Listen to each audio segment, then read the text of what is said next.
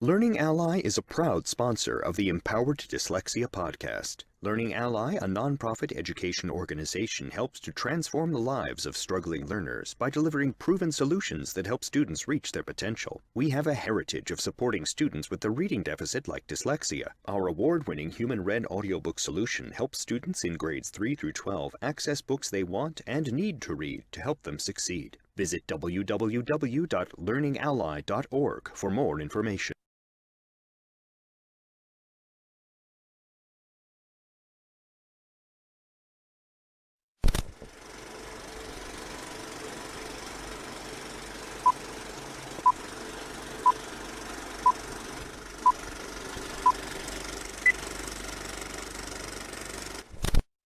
The following content is not intended as a substitute for professional legal advice, medical advice, diagnosis, or treatment. Always seek the advice of your attorney, advocate, physician, or other qualified health provider with any questions you may have regarding any medical or educational concerns.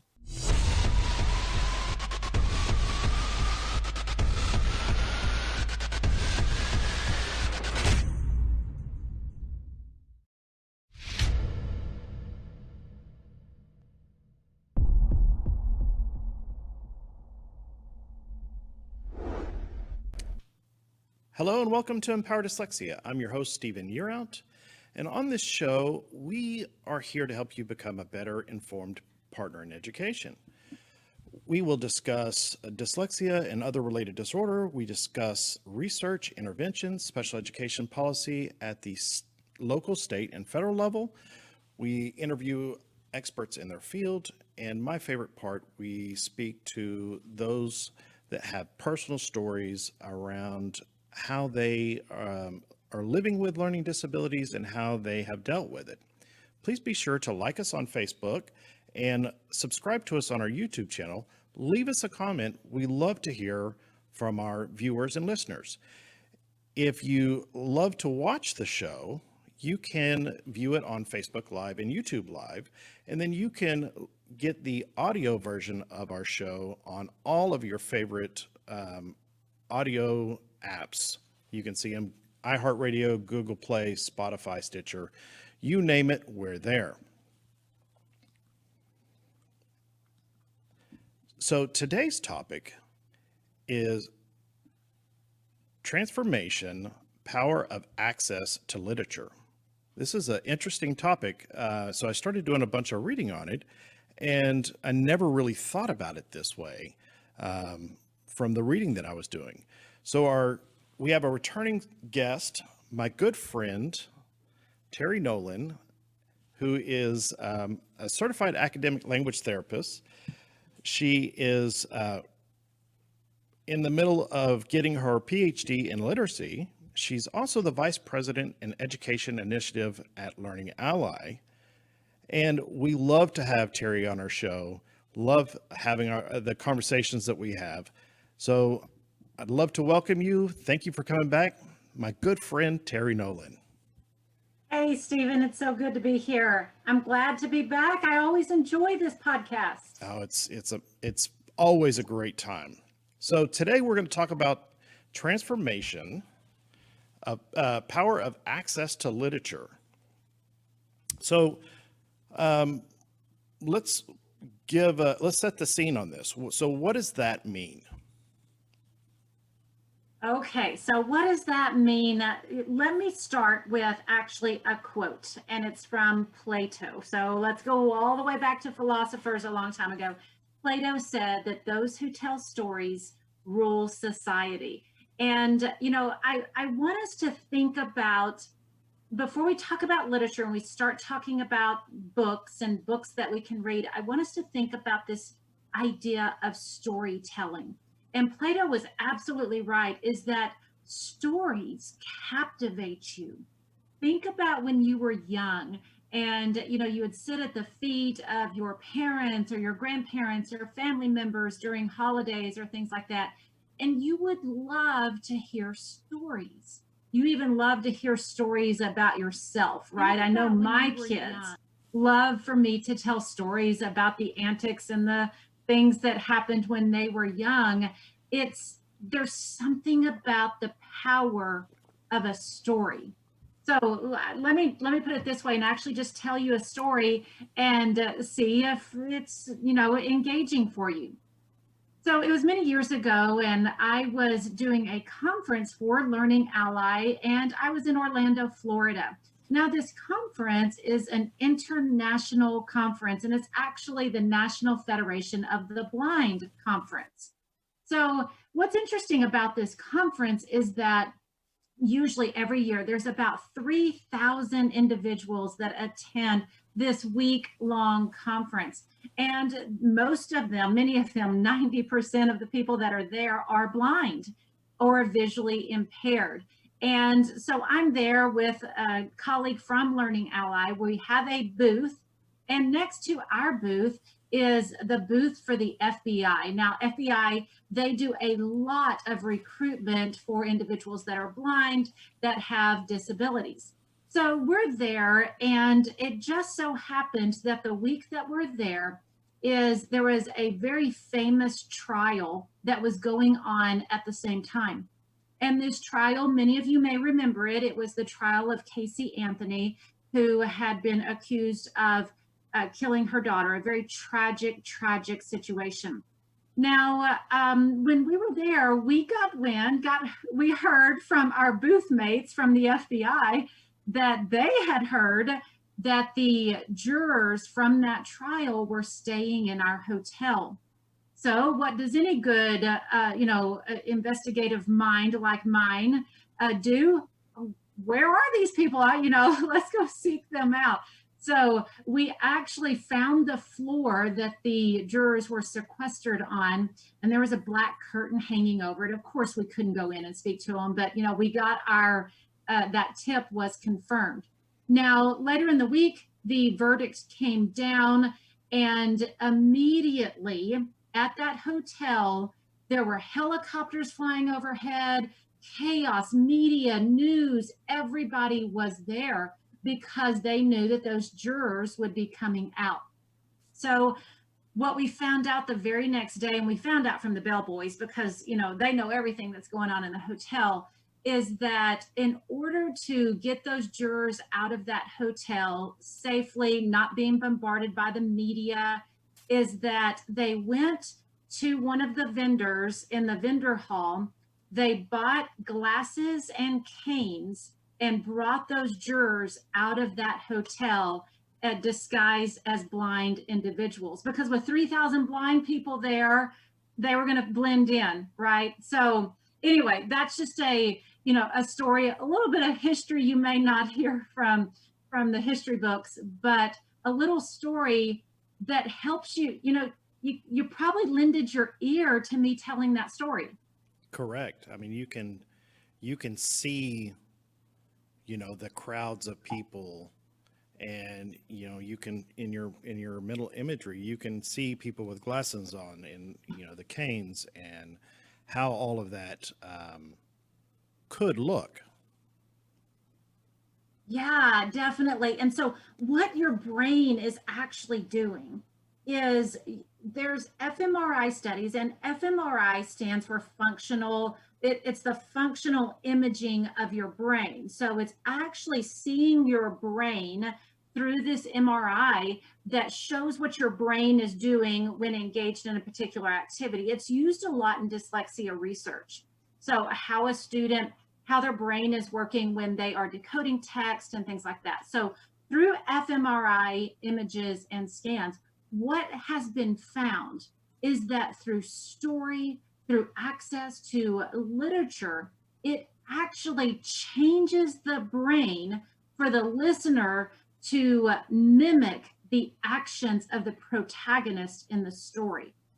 So as we're thinking about, building up the social emotional confidence of a student, that social emotional growth of a student that we know sometimes can be difficult for individuals that are dyslexic, is when we give them access to stories through literature, we are actually molding their brains to take on those actions that are those good actions you want to emulate.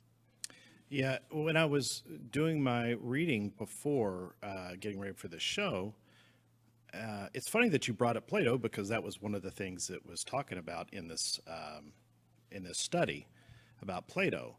And I think that we get, especially when we're dealing with our children who have a learning disability in reading, we completely, I'm not saying we forget about it, but we're so worried about just getting them to be able to read, we leave off what being able to read is actually going to do for them.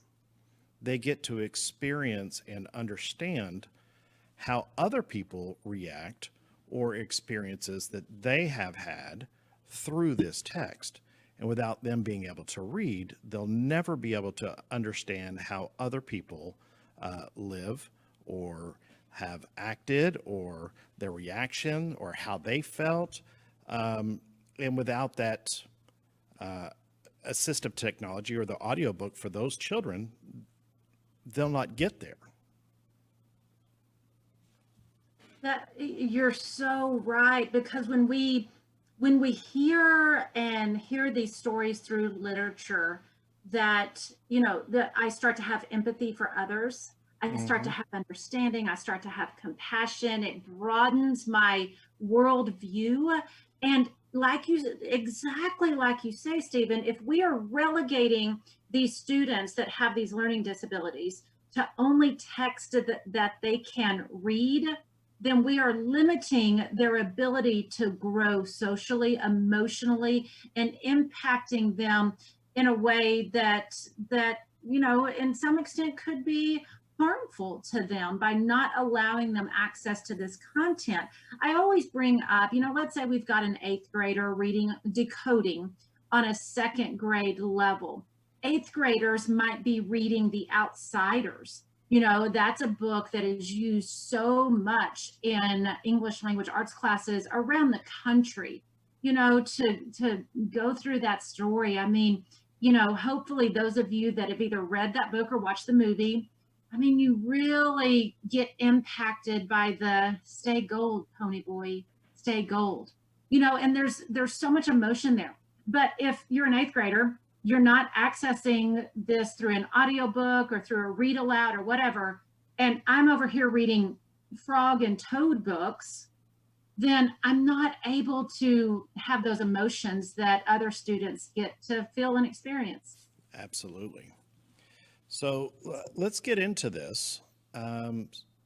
So our first piece of this is going to be building confidence with connected text. So, this really goes into what you're talking about here. So can we unpack this a little bit? Yeah, definitely. So let's know what connected text is first of all. So when a student is a struggling reader or dyslexic, we're working on the explicit skill of decoding. Yes, that's absolutely what they need. But guess what? I don't just need to be able to decode words in isolation. Dog, frog, bog, hog. That's great. We need that for repetitive practice, for learning how to read.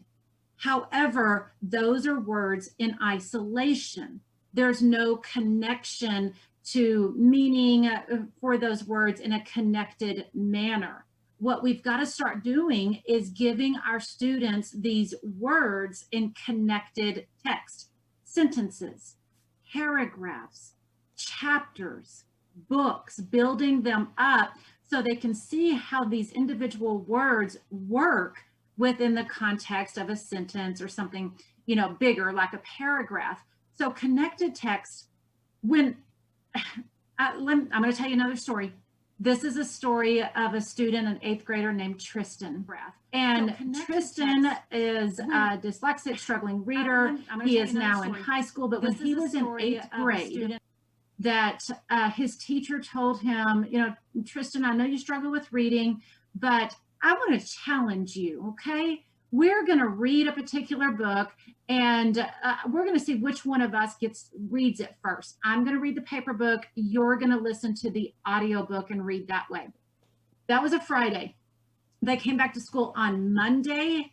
The teacher had gotten through a couple of chapters, Tristan read the entire book. And what he told his teacher was, that's the first book I've ever read by myself. His confidence soared. And this is an 8th grader, the first book he's ever read by himself.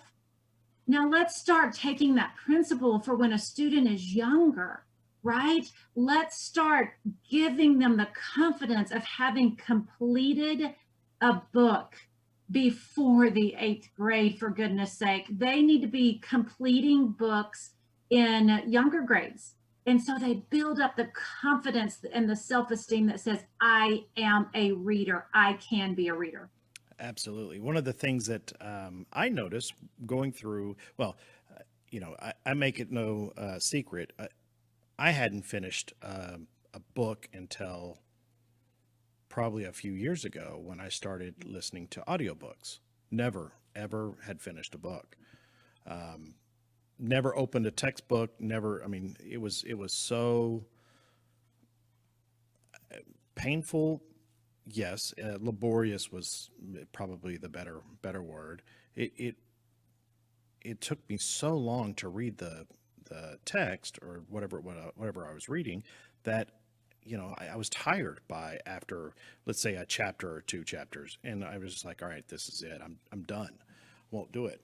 And I never could understand how somebody, when they say, oh, I sat down and I finished this entire book in one evening, or I couldn't put the book down. It was so good. I was like, I have no idea. I had no connection with what they're saying.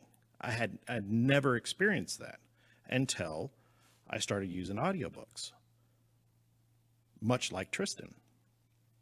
Yeah. And just that, especially think about these students that are in school. And Stephen, I know you can relate to this, that other kids, here in the state of Texas, most of our schools do the accelerated reader program where you read the books in order to take the test, to earn the points, to go on the field trip or win prizes, things like that. And if you're that student that is not able to get through that book, and you said people are saying, I couldn't put the book down, and you're over here thinking, well, I can put the book down, that's for sure, and never getting to that feeling of completion, of getting through something. So that importance of making sure, like I said, like you're talking about, you did it through audiobooks, and audiobooks are a great independent way for students to be able to do this. You could do it through read alouds too, making sure that we aren't just relegating our students to decoding and, words in isolation. Well, and to go back to what I was saying earlier, when I was preparing for the show and I was reading that study article, I actually enjoyed reading it. And because I wasn't having to sit and try to figure out what each and every word was, it was enjoyable to sit there and read a study or a research study article, which, to me, I can't believe that those words are ever coming out of my mouth. But that's the thing that is amazing to me after going through remediation, that I can lean on those skills that I gained.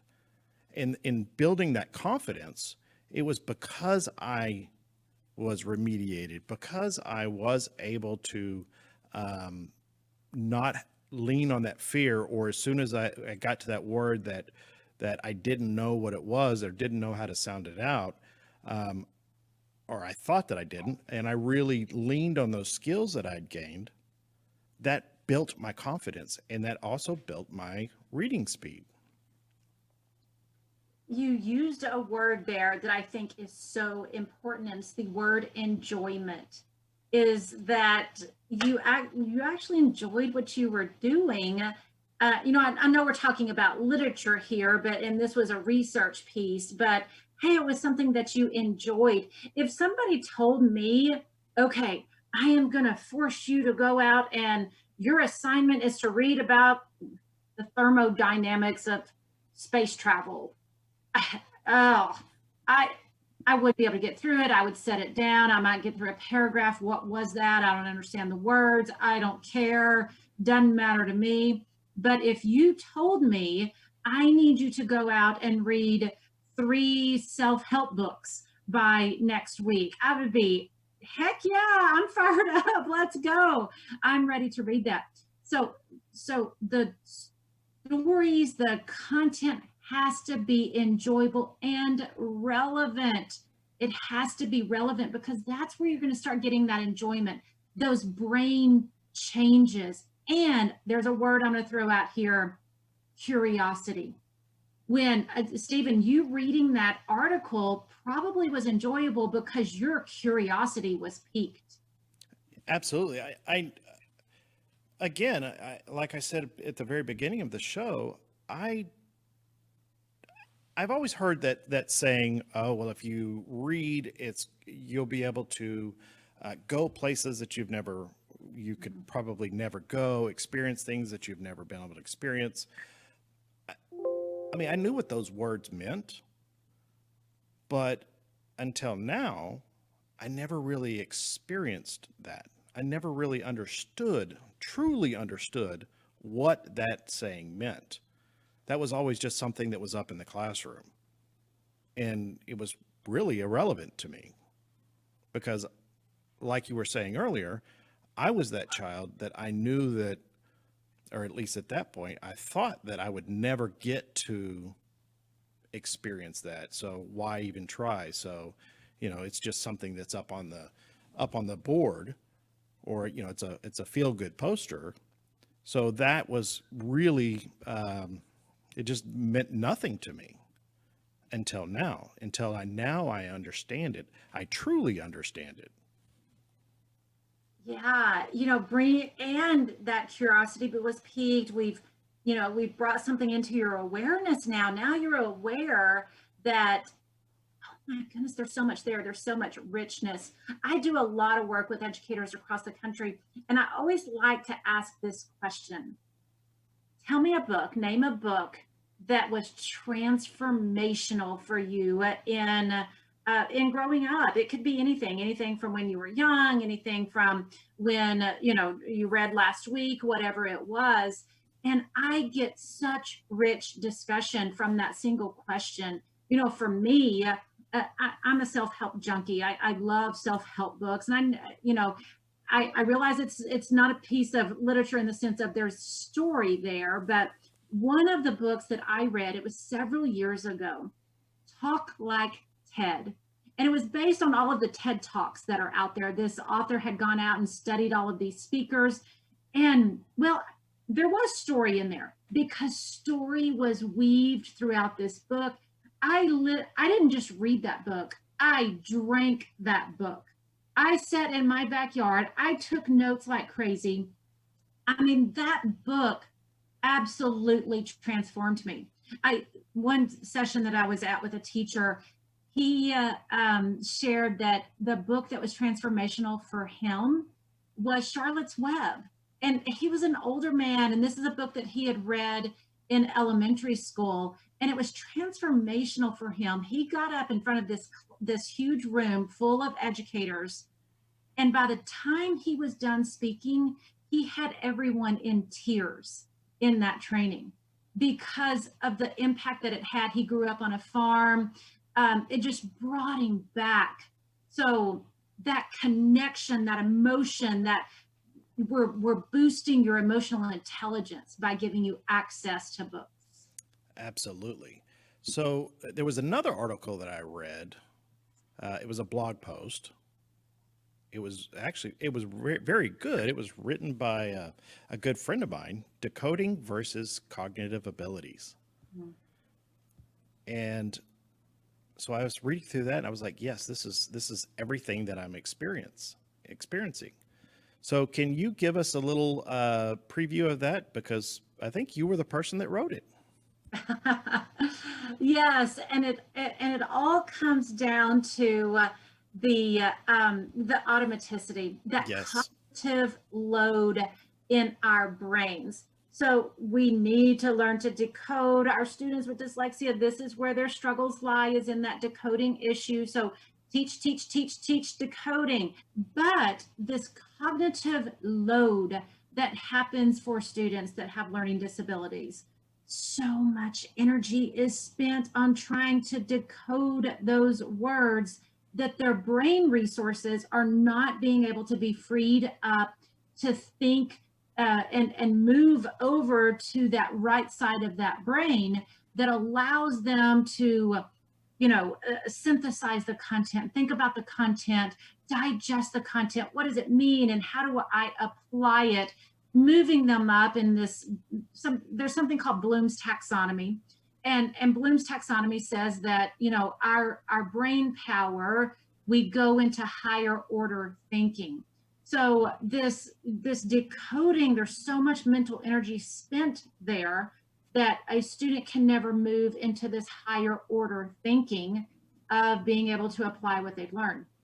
So what we need to do is we need to lift that cognitive load through teaching that decoding, or lift that cognitive load through audiobooks, or lift that cognitive load through a read aloud, whatever it is, and give students access to those books, those literature, those titles that they can connect to, and their brain resources are now freed up to really think, digest, consume, synthesize what they're reading. So for our viewers and our listeners, when you're talking about this, Terrie, the thing that comes to mind for me is, think about if you're somebody that has dyslexia, think about if you've ever read something, and by the time that you got through with the sentence or the paragraph, you can't remember what it was that you started with.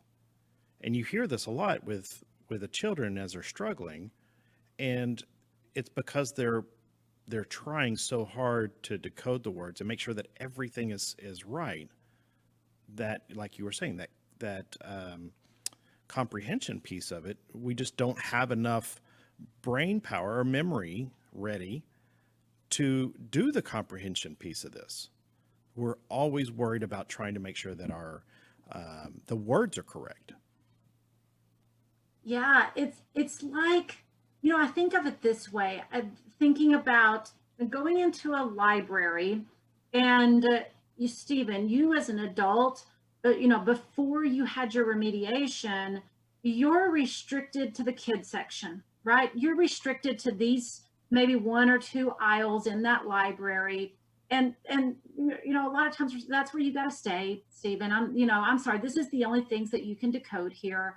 The rest of this vast library, that's the restricted area, because that's not at the level at which you decode. And, if you are a, young kid, it's like, okay, that's a little disappointing, but okay, I'll stay in these two aisles here.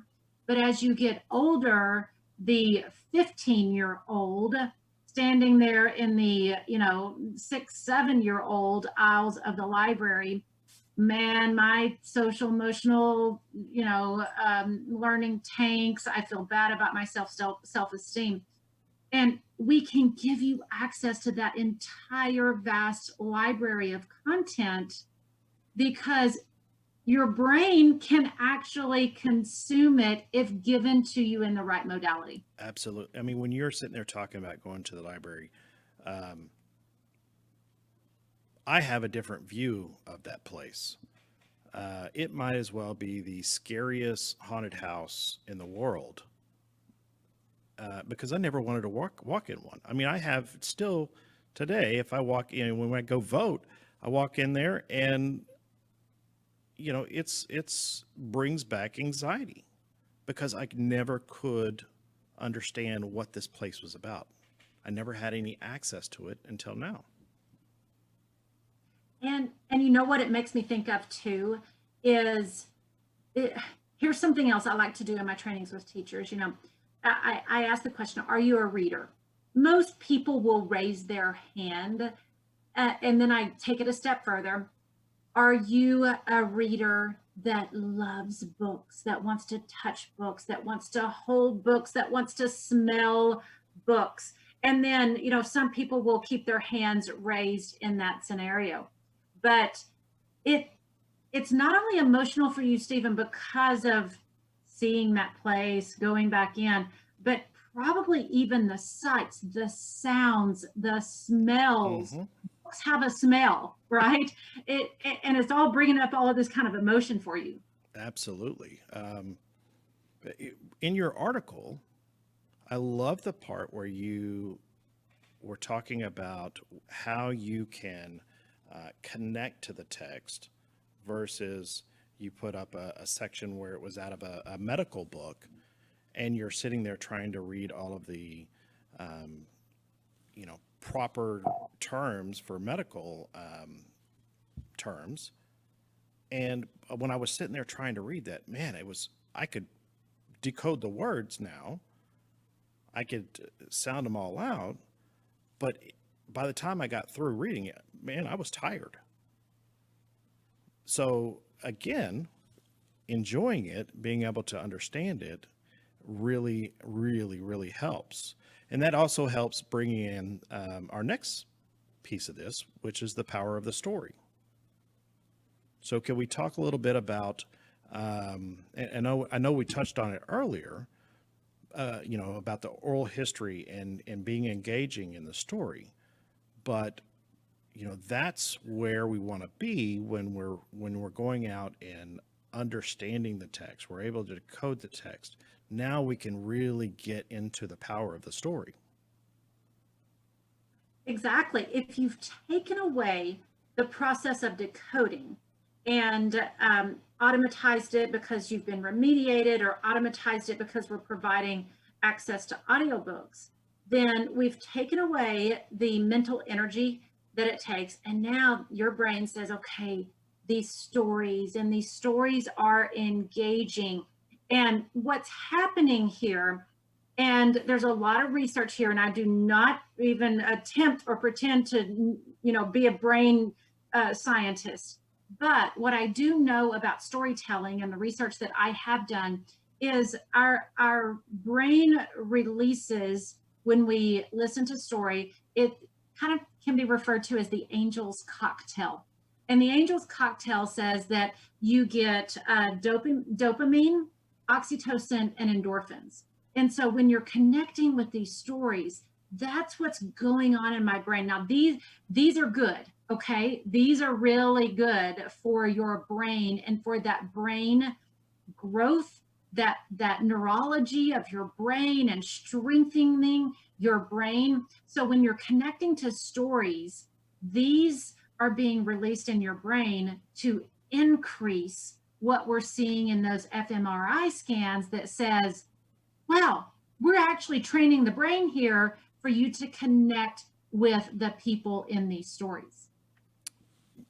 That's, that goes back to the gentleman that was talking about Charlotte Webb, and he had the entire audience in tears. And when I was sitting there listening to you talk, I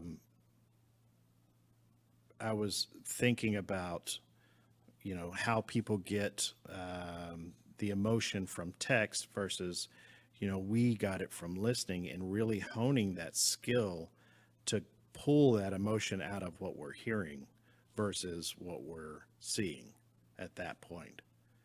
And that's that energizes me to go on and keep fighting for our children to get access to audiobooks, to get access to appropriate remediation so that they can experience all of these things that we should be doing, that others get. And then we start talking about connection, relevance, and meaning in the text, because we need to be able to understand exactly what it is that we're reading, even if it's not in black and white, if it's referred, if it's, quote unquote, reading between the lines, to get that meaning out of the text. And there's a lot of there's a generation, multiple generations of kids that don't have that ability. And we have to make sure that they get it. So can we talk a little bit about the connection, the relevance, and the meaning, and how this ties into what we need to be providing for our kids? Yeah, this is a big one when it comes to, we touched on a little bit, but let me relate it this way too, is a lot of our curriculums in our country right now, a lot of, we've got tenured and seasoned teachers, and they've always taught the same books year after year after year after year. And even me, I mean, trust me, I remember this being in high school. In my English language arts class in high school, we were reading from Shakespeare. Okay, even me, sitting back, what's it been, 25, 27 years ago, no longer than that, 28 years ago, sitting in my high school classroom reading about Shakespeare. I can't relate to Shakespeare. I can't relate to the language. You had to have somebody translate it for you after you read it. Reading has to be relevant. You have to be able to connect to it. So educators out there, I would encourage you to reconsider the text, your anchor text that you are using in the classroom today. Guess what? We always talk about the classics, and some of the classics are still so good and relevant, but some of the classics are no longer classics, that we might need to update what we're doing and what we're teaching. Self-selection. Here is a really cool stat for you, is that at Learning Ally, we get to see lots of reading data for students across the country that are downloading and reading our audiobooks. And one of the things that we found is that when a student self-selects a text, puts it on their bookshelf in their app, and starts reading that book, they are six times more likely to read that book, complete that book, than if a teacher assigned something to them. I can definitely see how that is the case. I mean, I watch my own boys, and if, they're having to do a book report, it's pulling teeth trying to get them to read it. But if, like you're saying, if they pick the book, if they are doing something that they like, a topic that they like, they'll sit and finish the entire thing. You were talking about Shakespeare, and making sure that the text is relative, or there's a connection there. I couldn't even imagine. You can't imagine what's going on back then and why people are saying the certain things they say. It's the same thing with historical text. You don't know why they're saying things the way that they're saying it, because that's the way they did it back then. Unless you have that forehand knowledge, you'll never make it through that text. No, you won't make it through the text. And these words, these books, they have to have that meaning and that connection. But I would encourage, now, here's the thing about, and Stephen, you're going to relate to this. A struggling reader, if you go up to a struggling reader, a student with dyslexia, and say, "Oh, okay, tell me what you want to read." I don't know. I don't want to read anything. They probably can't tell you the name of a book, the name of an author, because you could care less about reading. So it's more like if you're trying to get somebody involved and interested in reading literature, it's more about, okay, Stephen, tell me what you're interested in. What do you like? Do you like cars, animals, sports? Let's talk about those things and let you kind of read across multiple genres. And I'm not talking about read the whole book. What I would say is, hey, let's get several books. You told me you like cars and sports and animals. let's get a book in kind of each area, and maybe you want a historical fiction book. Let's try that, and have you read maybe a couple of pages. Do you like it? Ugh, I don't like that so much. Let me go to the next one. Read a little bit. Do you like it? Yeah, kind of like this one. I'm going to kind of stick here and see what I can do here. It's okay to pick up a book, start to read it, and say, oh, not what I thought. I'm going to set this one to the side and go try something else. Yeah. So when you're working with our struggling readers, do you see that they are they more into the fiction or the nonfiction? Well, I don't really have enough data or evidence to say fiction or nonfiction, but here's what I do know is that there are certain types of books that seem to be better. And one of those types of books are graphic novels. Graphic novels are really engaging for a struggling reader. Now, if you don't know what a graphic novel is, think of your Sunday paper cartoon strip. There's pictures there, you have people there that have the little bubbles on top of their heads, that's the words that they're saying.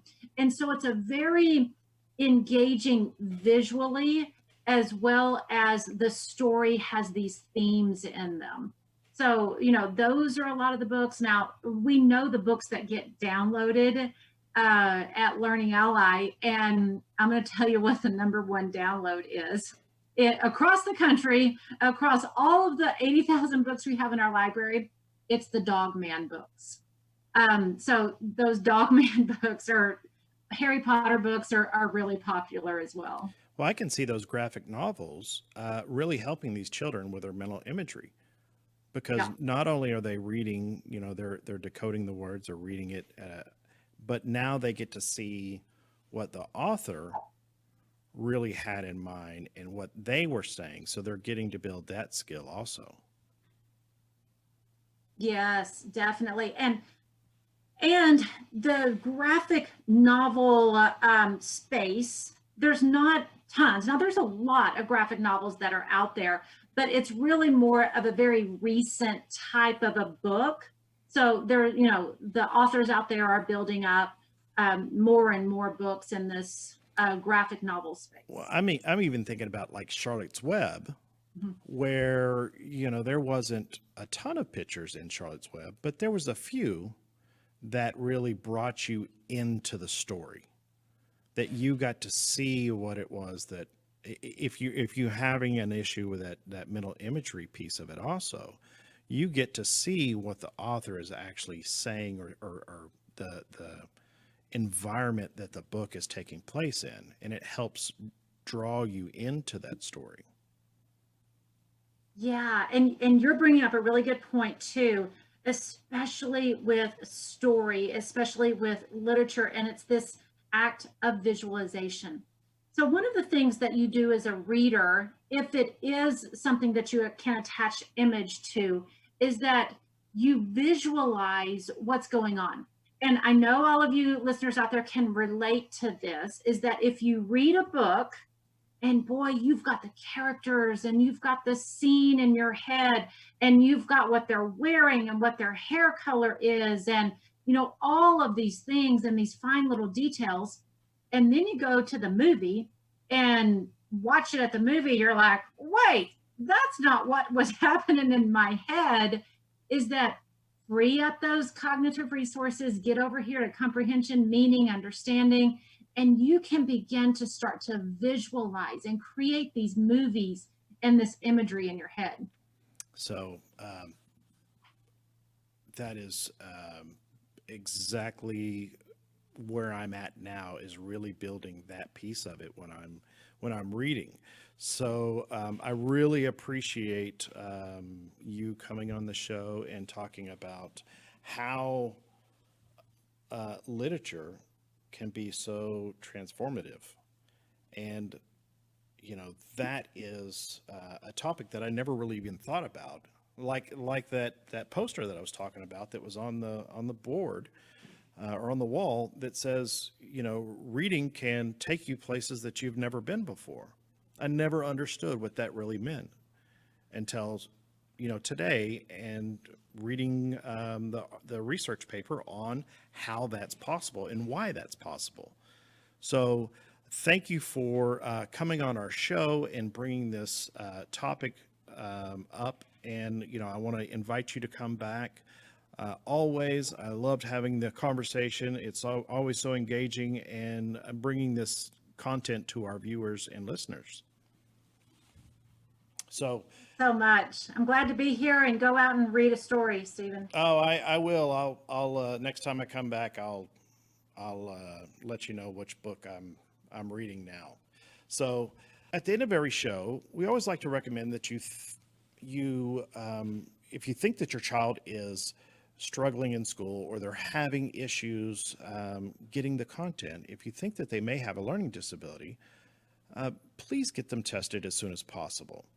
It is a seamless process. We have templates on our website, www.empowerdyslexia.info, where you can download the template, put your information in it, and then turn it into your school to get the testing process started.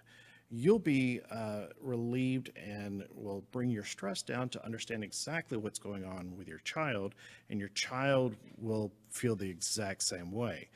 Then we can work on getting them the most appropriate remediation for any of the issues that they're having.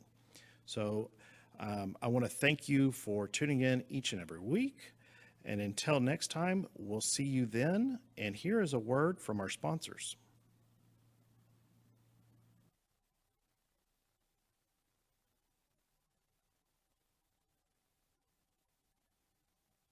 Learning Ally is a proud sponsor of the Empowered Dyslexia podcast. At Learning Ally, we are always looking for new ways to engage readers struggling with a reading deficit like dyslexia and help them work to their potential. Visit www.learningally.org to learn about the Learning Ally audiobook solution, including which of your students are eligible for access. If you live in Texas, we have great news. The Texas Education Agency provides access to the Learning Ally audiobook solution for all K-12 public and charter school students with reading deficits. Get started today by visiting www.learningally.org/Texas.